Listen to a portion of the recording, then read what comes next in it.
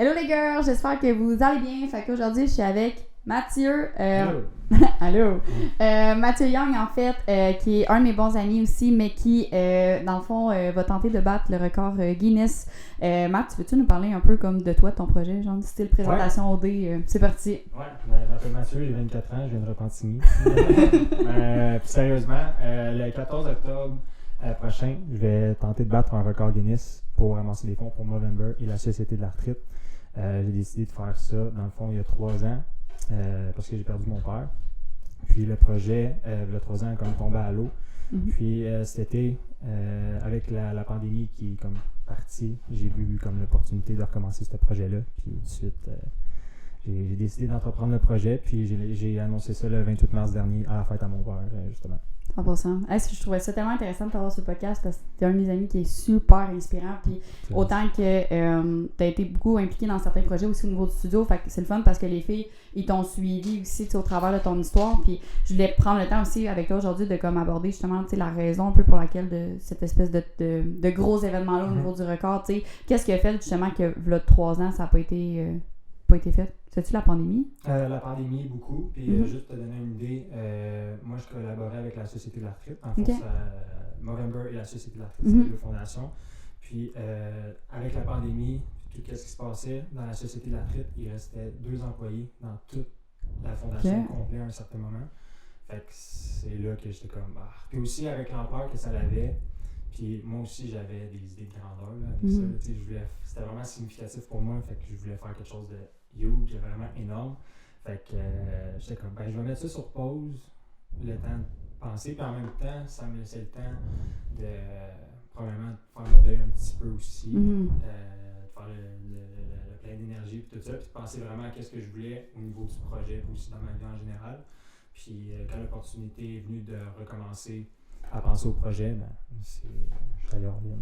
C'est parti, c'est vraiment hâte, vraiment hâte. Puis, tu veux-tu nous parler un peu plus de, au niveau de ton histoire, qu'est-ce qui s'est passé avec ton père, à quel point tu es à l'aise aussi moi, je suis 100% à l'aise, puis ceux qui écoutent, puis que des fois aussi des histoires de même, ça peut être inspirant, mais pour certains, ça peut venir ouvrir des bobos ou whatever. Là, fait que, mais moi, je suis 100% à l'aise d'en parler. Là. Dans le fond, moi, en 2019, je travaillais au...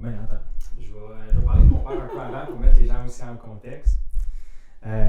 Mon père souffrait d'arthrite rhumatoïde, destruction osseuse depuis l'âge de 18 ans.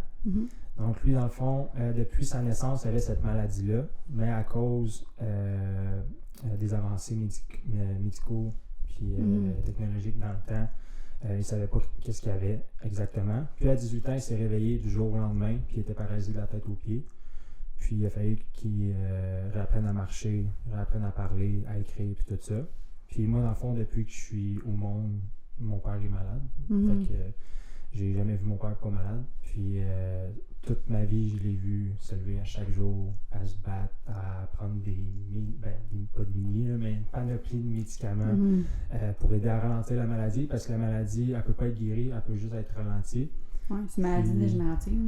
C'est dégénérative des os. Puis aussi, juste pour donner une idée, là, aussitôt qu'il se cassait, exemple, un orteil, un bout d'os ou de coude, il n'y a rien qui pouvait reprendre. Fait que c'était vraiment intense. Puis même, il y avait des traitements de... c'est comme de la chimio, là, mais c'est pas de la chimio comme un cancer exactement, là, mais il y avait des traitements chaque mois. Fait que moi, depuis tout jeune, je vois mon père se battre, être là pour sa famille, puis sa blonde à l'époque aussi, puis mes demi-frères et demi-sœurs dans le temps. Fait que ça a tout le temps été une inspiration pour moi, puis c'est ça. 100%. Puis qu'est-ce qui t'a amené à justement vouloir diriger un peu ta carrière aussi au travers de tout ce qui est inspirer les autres, de où ça vient justement le principe de, mettons, à partir de son décès, OK, là, je vais faire un record Guinness, comme c'est quoi le processus un peu mental qui est rattaché à ça? Moi, premièrement, j'ai joué au hockey de haut niveau toute ma jeunesse, pendant au-dessus de 15 ans. Fait que, tu sais, déjà là, en dedans de moi, je l'avais, c'est comme ce feu-là de compétitionner. Puis aussi, j'ai tout le temps été passionné d'entraînement, préparation physique. Fait que, oui, c'est intense comme défi, mais pour moi, c'est facile parce qu'il n'y a rien qui me passionne plus que ça. Fait que c'est assez facile, puis j'aime ça au bout. Mais dans le fond, quand mon père est décédé en octobre 2019, moi je me suis retrouvé à aller habiter chez les parents d'un de mes meilleurs amis qui m'ont pris sous leur aile pendant 9 mois. J'habitais là gratuitement, puis eux autres, dans le fond, c'était pour m'aider, pour que je fasse mon deuil, pour que je puisse aussi m'orienter dans la vie, parce que en 2019, pour faire un petit résumé vite fait, j'ai lâché l'école, j'ai arrêté ma carrière de hockey, j'ai perdu mon père, puis j'ai perdu ma job 2 jours avant. Fait que quand tout ça s'est arrivé, c'était vraiment perdu. J'avais comme plus de repères, puis aussi j'avais 20 ans. Puis sans être immature, j'ai parlé beaucoup encore de mon père, puis de cette présence-là dans ma vie. Fait que ça a vraiment été un choc. Puis justement, les parents de mon ami Félix, ils m'ont pris sur elle pour que je puisse penser à moi, qu'est-ce que je veux faire de ma vie, de ma peau, vers où je veux m'aligner. Puis un mois après le décès de mon père, j'ai vu passer à la télévision l'histoire de Samuel Finn. Fait que moi, j'étais assis dans le salon, je venais de perdre mon père puis de vivre tout ça un mois avant. Puis là, je vais passer à TVA, en gros. Samuel Finn vient de battre le record Guinness du plus de burpees en 12 heures pour ramasser des fonds pour le cancer en l'honneur de son frère. Ouais, puis là, tout de suite, j'ai comme eu un feu. Je peux pas comme me souvenir exactement le sentiment que j'ai eu, là, mais c'était vraiment fort. Puis j'étais comme, ben moi, c'est ça que je veux faire dans la vie. Puis ce sentiment que j'ai d'être inspiré, puis d'avoir l'espoir que, ben peu importe ce qui t'arrive, peu importe la maladie, les circonstances que tu as, ben, tu peux te relever de ça, puis faire des grandes choses. Fait que le premier réflexe que j'ai eu, c'est que j'étais allé sur mon ordi, j'ai écrit record Guinness Fitness sur le Google. Puis là, c'est sorti justement les records Guinness, puis j'ai choisi ce record-là. Puis c'est quoi, tu peux-tu nous parler un peu de c'est quoi le record justement que tu as choisi? C'est le 10 km le plus rapide, course à pied, avec un backpack de 40 livres. Puis moi, dans le fond, avec tout ce que je venais de vivre, tout de suite quand j'ai vu les records puis que j'ai vu ça, j'étais comme, l'image est trop belle pour pas choisir ça, là. Dans le fond, que peu importe le poids que tu as sur les épaules, tout ce que tu peux faire, c'est mettre un pied devant l'autre. Puis autant pour moi que n'importe qui, que mon père qui m'a inspiré toute ma vie, je voyais vraiment un parallèle avec tout ça. Fait que j'étais allé all-in, puis j'étais comme, c'est lui que je choisis. Puis en plus, la course à pied, je l'ai dit tantôt, j'ai joué au hockey pendant au-dessus de 15 ans, fait que ça n'a aucun rapport, là, la course à pied. Là. Côté préparation physique, là, c'est 2 mondes différents. Fait que aussi de choisir quelque chose qui me sort vraiment de ma zone de confort. Parce que quelqu'un qui est malade ou quelqu'un qui vit une tragédie comme j'ai vécu de perdre mon père soudainement puis de le trouver dans le salon le matin, il n'y a personne qui est prêt à ça ou whatever. Fait que je voulais pas quelque chose nécessairement que c'est facile pour moi ou que j'ai une facilité. Mais fait que j'ai choisi ça, puis jusqu'à date, je suis pas déçu. 100%. Je sais qu'on avait eu la discussion aussi que ça, tu me disais, tu étais comme, tu sais, moi je suis vraiment un athlète de puissance, un athlète de force, fait que d'aller dans quelque chose qui est super dans. Tu sais, on s'entend que 10 km pour certains, ça va être long, mais tu sais, techniquement, c'est comme un sprint aussi en même temps parce qu'il faut que tu battes le record c'est aussi. Ça, c'est une distance qui est comme traite parce que c'est pas assez long pour le juger comme un demi-marathon ou un marathon, mais c'est pas assez court non plus pour te dire, ok, c'est un all-in jusqu'à la fin non plus. Fait que c'est vraiment comme un in-between, fait que ça fait un bon défi aussi en même temps. 100%. C'est comme une belle. Je trouve que c'est une belle distance pour le volet de résilience, dans le sens qu'il faut bien que tu gages ton énergie, il faut que. Dans le sens que tu as un 5 km le plus rapide, tu te dis, ok, bon, ben, tu sais, oui, c'est dur, mais au moins tu le sais que c'est court, mais là, tu le sais que ça va être long, mais qu'en même temps, c'est pas. Tu sais, faut pas que tu traînes les pieds au début, parce que sinon, tu n'arriveras pas à tes fins, justement, en termes de temps record, justement. Puis, tu sais, au niveau de, justement, toute la préparation, tu sais, par rapport à ton record Guinness, là, qu'est-ce que tu as mis. Tu sais, moi, c'est sûr que, comme on parlait tantôt, tu sais, on est des amis aussi dans la vraie vie, fait que j'essaie le plus possible d'enligner mes questions pour que les gens qui ont aucune idée de ton histoire, tu sais, il y ait tout le bagage, parce que pour nous, c'est facile d'avoir une conversation sur. Parce qu'on a déjà des heures et des heures en banque, là, de deep talk en banque, là. Mais c'est ça, tu sais, qu'est-ce qui a fait concrètement que c'est ok, cette année, c'est mon année. Puis c'est là que je vais le faire, puis comme là, je me sens assez confiante et prêt à embarquer dans ce genre de défi-là. Ben, le pire dans tout ça, c'est que Ça, cette question-là, je pense qu'on n'en a jamais parlé. Non, c'est ça, bon. Mais le pire, c'est que j'ai pas décidé de le faire cette année parce que j'étais dans la meilleure shape de ma vie. Mm-hmm. Puis au contraire, j'étais dans la pire shape de ma vie quand j'ai décidé. J'ai tout le temps pesé entre 190 puis 200 livres, vraiment in between. Tout le temps été en bas de 12% body fat, tout le temps été en shape. Puis là, j'avais jamais été aussi lourd puis aussi gras de ma vie. Puis tu sais, j'ai tout le temps été sport de performance, sport de haut niveau. Fait tu sais, c'était pas un réflexe de dire « Ah, là, je suis en forme » ou d'attendre que je sois en forme ou d'attendre de ci. C'est juste que la pandémie est finie, je peux le faire, je vais le faire. Puis peu importe comment je pèse, peu importe comment que je m'aime physiquement, peu importe le travail que j'ai à faire dans le fond, je le fais cette année. Puis je veux pas attendre une année de plus parce que ça me tient vraiment à cœur.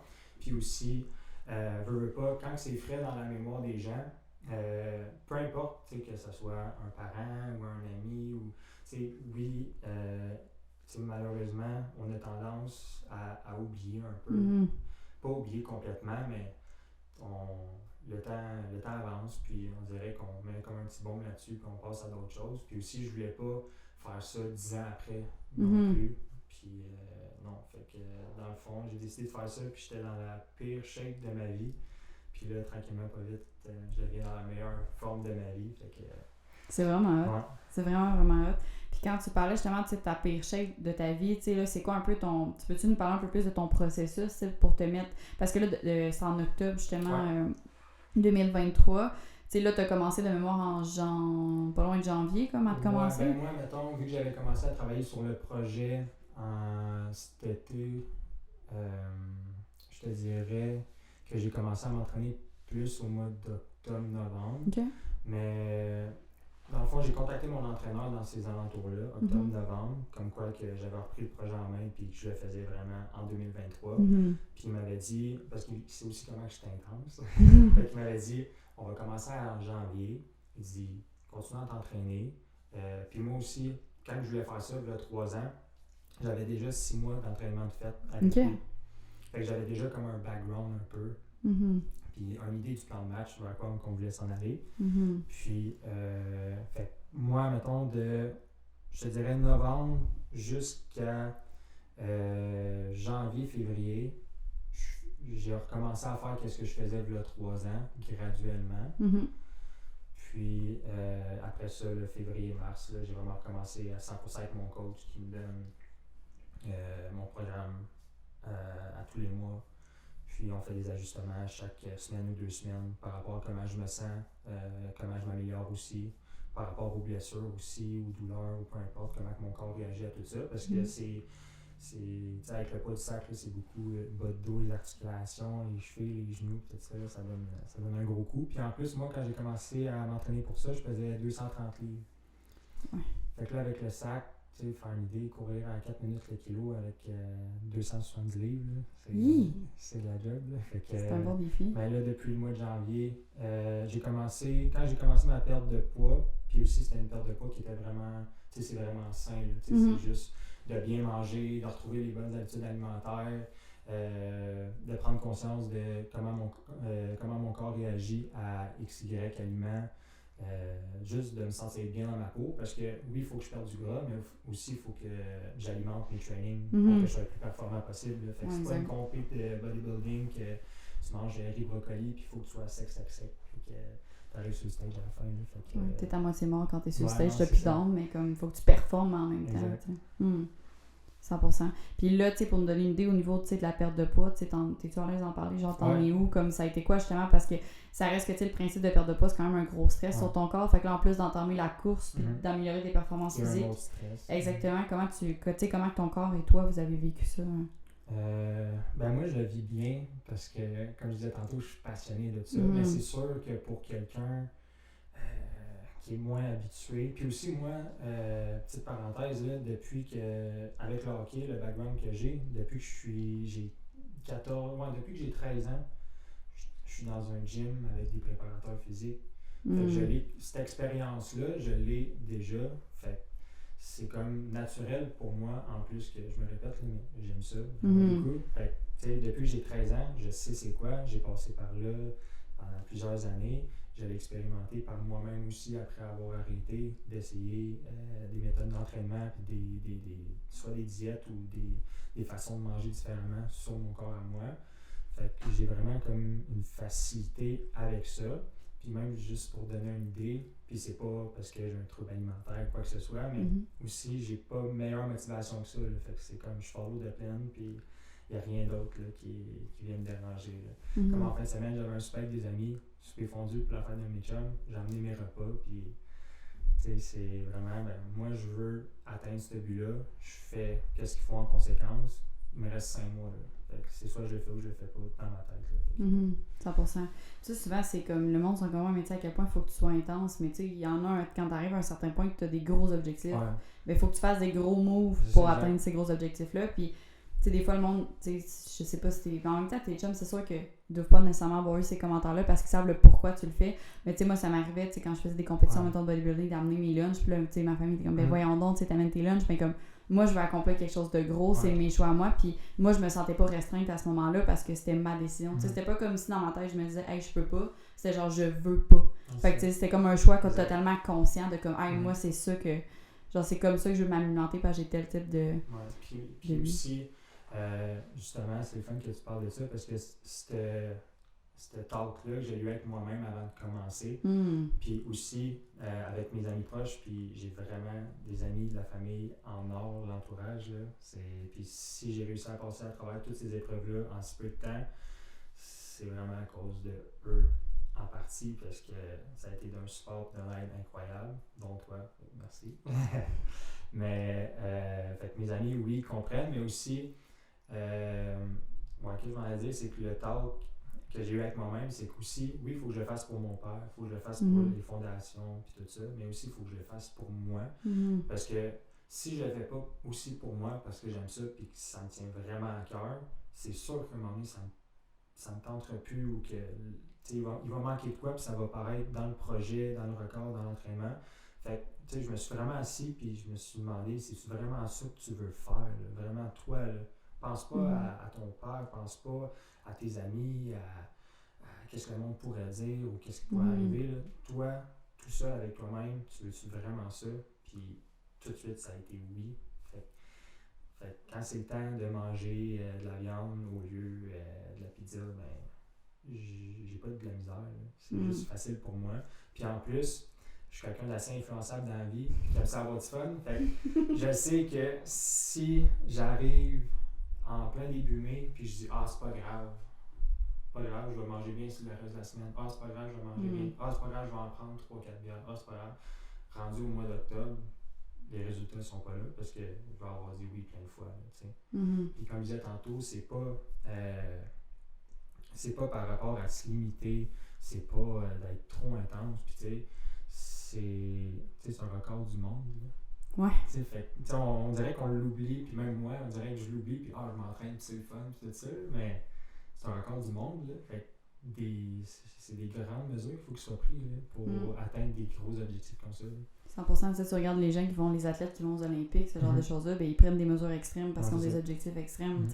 Extrêmes jusqu'à un certain point, si t'es capable de. Ben, pas si t'es capable, mais dans une intention que t'es capable de garder ça bienveillant tout le long en plus, ben, c'est juste un bonus rendu là parce que t'es capable de vraiment avoir un mode de vie qui te correspond aussi. Puis comment ça se passe actuellement dans ta progression en fait au niveau du record, t'es-tu d'un temps par rapport à ce que t'es supposé faire? J'étais un petit peu d'avance. Ok, c'est dur ta vie. Un petit peu d'avance, là. Un petit peu d'avance, c'est fun. Un petit peu d'avance, puis aussi je me sens vraiment bien. Puis aussi je me sens bien, puis un petit peu d'avance, mais je suis encore très lourd parce que je faisais 230 livres, puis là je suis à 210.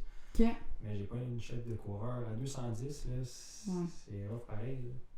Fait que je me sens vraiment bien, puis c'est ça, j'étais un petit peu d'avance dans le processus. C'est hot. Mais aussi, moi, je suis un cheval de course, là, fait que il faut que tu me retiennes. Moi, si mon coach me disait, on va courir 50 km avec ton sac, j'irais, là, c'est comme si, c'est sûr, j'irais, là. Mais là, il est beaucoup dans, fais tes petites affaires, tranquille, suis ta routine, couche-toi de bonne heure, follow the plan, puis vraiment dans le Ouais. Bon, Une chaque étape à la chose, fois. Une étape à la fois, puis...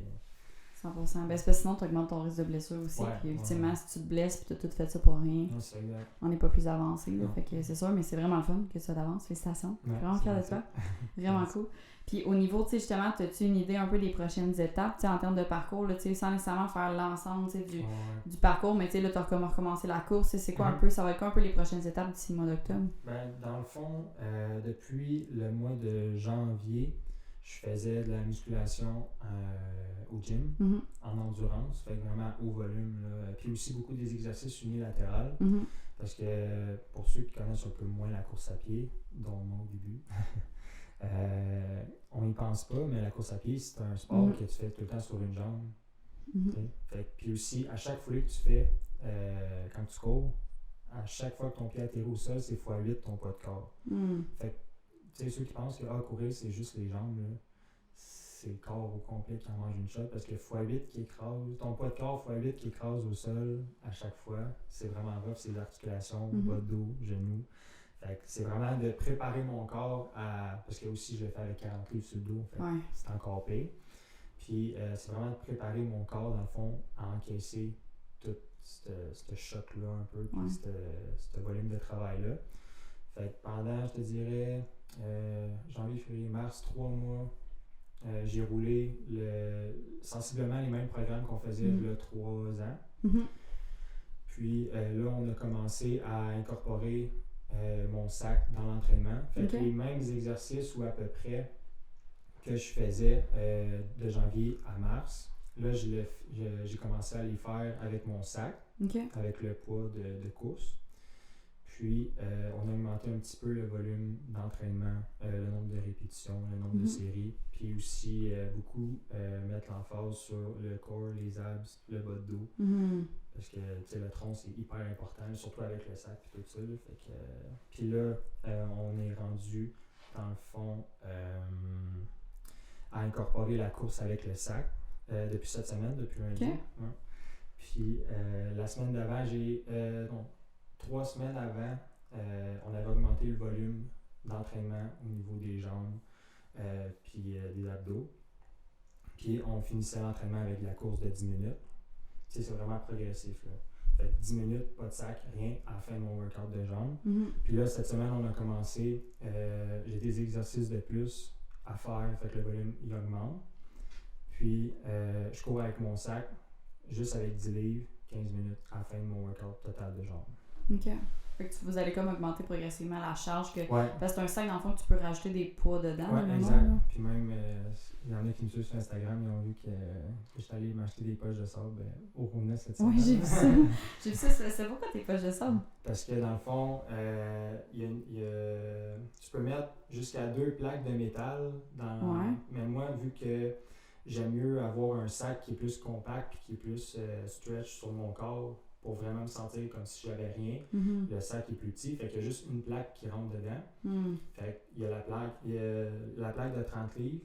Puis pour le poids ajouté, c'est des poches de sable. Mais c'est des sacs faits exprès pour ça, là, Ok. qui vont dans des rockers, ça s'appelle, là, des sacs de rocking.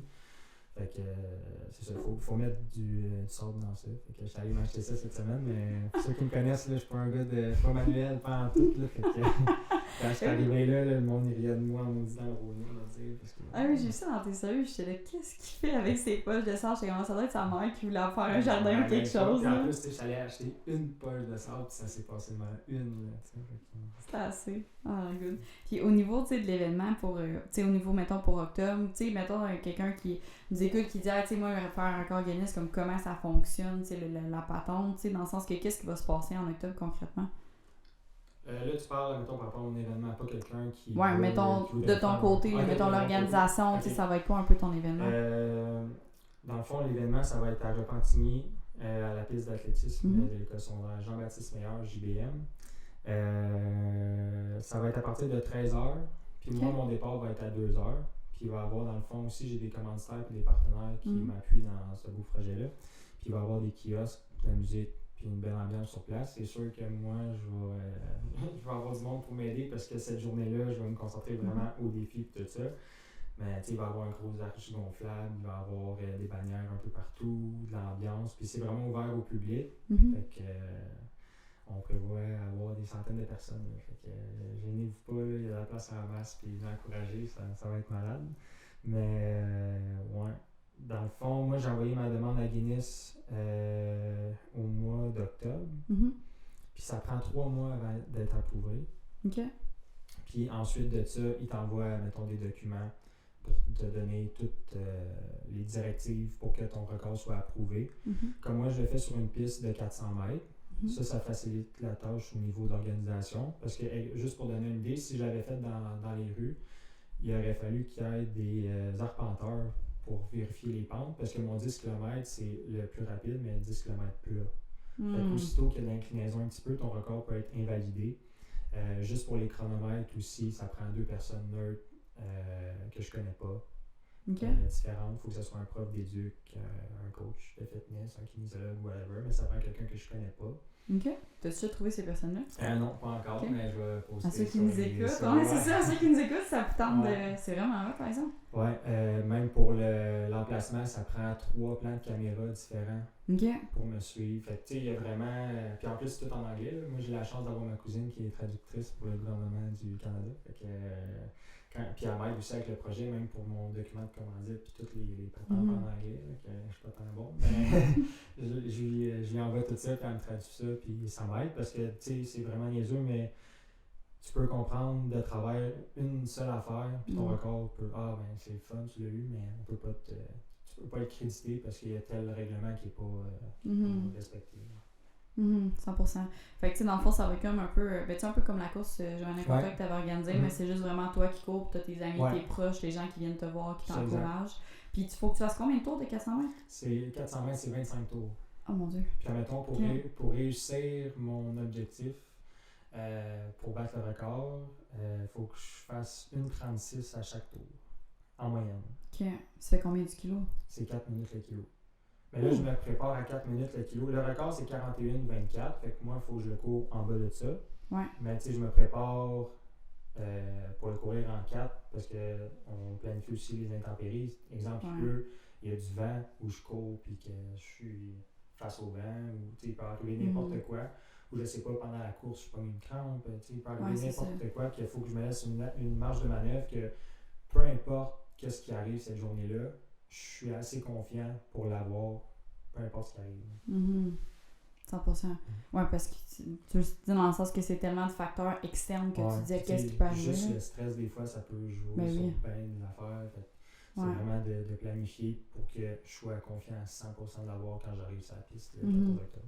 100%, autant que ton adrénaline peut te moins, ton stress peut te moins, autant que tu peux être genre super rapide parce que t'as comme toute ta famille, l'énergie qu'il y a à ce genre d'événement-là, que c'est tellement une espèce de gros hype, ça fait tellement longtemps, t'as comme tellement le volet émotionnel aussi qui rentre en ligne de compte qu'autant que ça peut te booster, mais c'est effectivement que je pense. C'est pour ça aussi que quand j'ai rencontré la ville à Repentigny au mois d'octobre pour présenter mon projet, parce que la piste est réservée, là, c'est pas juste moi qui décide de se pointer le 14 octobre, courir puis qu'il y a des banderoles, let's go Mathieu. Mais c'est vraiment, tu sais, la piste d'athlétisme puis tout l'emplacement de 9h le matin jusqu'à 5h le soir, c'est réservé à cet événement-là. La ville est au courant, la ville va être là, puis c'est vraiment, c'est planifié, c'est organisé, c'est bien fait là. Puis, je sais plus où on allait où avec ça, mais voilà. Puis justement, tu sais, pour les gens qui veulent t'encourager, tu sais, là, présentement, je sais que tu fais comme plusieurs campagnes, justement, de levée de fonds, autant avec le GoFundMe, justement, tu sais, tu veux-tu nous en parler un peu pour les gens qui veulent te suivre, qui veulent t'encourager, comme, qu'est-ce qu'on peut faire pour te soutenir? Moi, c'est sûr que au niveau du soutien, j'ai fait une levée de fonds. Je me suis fixé comme objectif d'avancer 15 000 $ pour les 2 fondations, qui est Movember et la Société d'arthrite. Fait qu'au niveau support, il n'y a pas plus beau cadeau que d'aller faire un don pour les fondations. Puis moi, c'est ça, je l'ai fait sous forme de GoFundMe. Donc, aussi, j'ai une page, ça s'appelle projetguinness.com. Puis j'ai appelé le projet de même à cause du Guinness. Fait que j'ai appelé ça Projet Guinness. Puis à partir de la page projetguinness.com, tu as juste à cliquer sur faire un don, puis ça t'envoie directement sur le lien GoFundMe. Fait que tu n'as pas besoin d'aller chercher Mathieu Young ou Record Guinness ou quoi que ce soit. Tu te diriges sur la page projetguinness.com, tout est là. Puis aussi, ça te dit un petit peu. Il y a aussi une vidéo de présentation du projet que j'ai mis sur les réseaux sociaux qui est sur la plateforme. Fait que pour ceux qui ne l'ont pas vu, ça vous permet de le voir et d'apprendre un petit peu pourquoi que je fais ça. Aussi, il y a toutes les informations dans le fond de l'événement, de mon histoire. Les commanditaires partenaires sont affichés aussi. Puis il y a le lien pour faire un don à partir de cette page-là. Ça, les dons, dans le fond, ça va être réparti aux deux. Ah ouais, de façon égale. Exemple que c'est 15 000, mais fait que c'est 7 500, 7 500. Mais comme là, on est rendu. Là, je sais pas s'il y en a qui ont fait des dons le temps que m'en vienne. On va espérer. Mais j'étais à 2 966 $ aujourd'hui. Puis ça fait à peu près un mois. Là, fait que avec le temps qui reste, on est comme on pace pour atteindre la 15 000. Mais il y a beaucoup, aussi au mois de mai, puis pendant l'été, avec Julien aussi, il y a beaucoup de choses qui s'en viennent là, pour la création de contenu, pour essayer de promouvoir ça le plus possible aussi. Fait que j'ai espoir qu'on va réussir à battre ces 15 000 là. Mais à date, on est on pace. Si ça continue comme ça, on va l'atteindre. 100%. Je pense qu'il va y avoir une espèce de hype aussi qui va se builder, plus ça va approcher. Parce que là, on est quand même à 5 mois de l'événement aussi. Exact. Mais à force de donner des podcasts et des affaires même aussi. Puis là, tu as eu une interview à RDS justement lundi. Puis, très cool. Puis avec la presse aussi, il y a 2 semaines. Ça s'en vient bien. Es-tu fier de toi? Ouais, mais on dirait que je le réalise pas tant. On dirait que ça défile, puis je vois comme pas ça arriver, mais aussi j'essaie de rester terre à terre, puis de pas trop m'emballer, parce que surtout pour un projet qui me tient autant à cœur, c'est facile de s'emballer, puis tout ça. Puis tu parlais du sentiment d'être compris, puis que les gens comprennent. Ben, des fois, les gens ne comprennent pas nécessairement. Qu'est-ce que tu veux dire? Ben, mettons quelqu'un qui ne me connaît pas, ou qui n'ont pas connu mon père, ou quoi que ce soit, ça peut pas le tenir autant à cœur que moi. Fait qu'il y a ça aussi qu'il faut comme que je réalise, puis que je descende un peu sur terre, que ok, c'est beau, qu'est-ce qui se passe, mais faut que tu continues, puis tu lâches pas. Puis au fur et à mesure, les dons vont rentrer, puis ça va se faire connaître.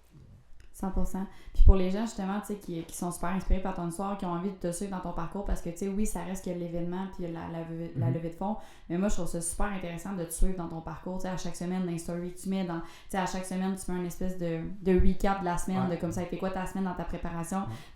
Avec Agathe, justement, quand tu joues avec Agathe. Mais je trouve ça super intéressant de pouvoir te suivre dans ce processus-là, parce qu'on s'attache aussi, tu sais, autant plus à ton histoire, mais à la personne que tu es dans la réalité en date d'aujourd'hui, en 2023. C'est où est-ce que les gens peuvent te suivre, justement, pour t'encourager, t'envoyer de l'amour, puis des dons, évidemment. C'est ça aussi.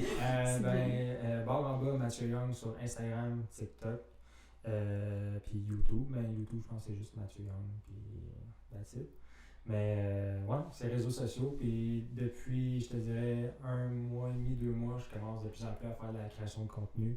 Puis aussi, c'est quelque chose que j'aime faire. Fait tu sais, quand je parlais d'entraînement, puis que c'est facile pour moi, mais là, de fil en aiguille, à force d'en faire, j'aime ça. Fait que c'est sûr que je vais continuer à en faire.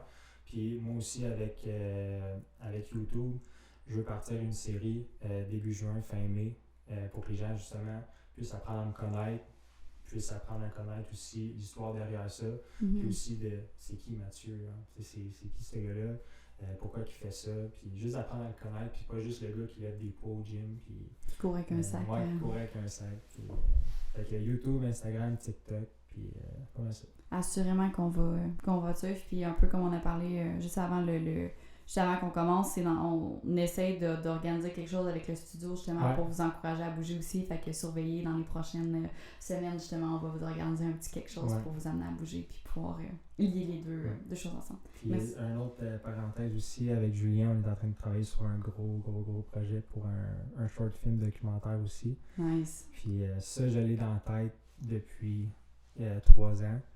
Puis justement avec Julien, on a eu des discussions, puis on va être en mesure de le faire, puis de travailler là-dessus. Fait que ça aussi, ça va faire partie du projet. Puis même au mois de novembre, là, il va y avoir comme un gros 5 à 7 avec tous les commanditaires, mes amis, la famille proche pour remercier tout le monde. Puis il va y avoir comme une première du film. Wow. Puis ça va aussi être disponible sur YouTube une semaine ou deux après la première du film. Mais ça fait partie des milliers, peut-être pas des milliers, mais toutes les affaires qu'il va y avoir en lien avec le projet. 100%. T'es vraiment inspirant, Matt. J'espère que tu le sais et que t'es fier de toi. Merci. Je suis vraiment fière de toi. Fait que merci beaucoup pour ton temps ce soir. Merci beaucoup à tous de nous avoir écoutés. Fait que on vous invite à aller suivre Mathieu justement puis surveiller dans les prochaines semaines au niveau du contenu. On va s'assurer justement de mettre je vais essayer de mettre la page de don en description justement pour que les gens qu'ils le trouvent de façon relativement plus facile aussi. Puis que les filles de la communauté du studio on puisse tout aller t'encourager au mois d'octobre. Merci. Yeah, merci beaucoup.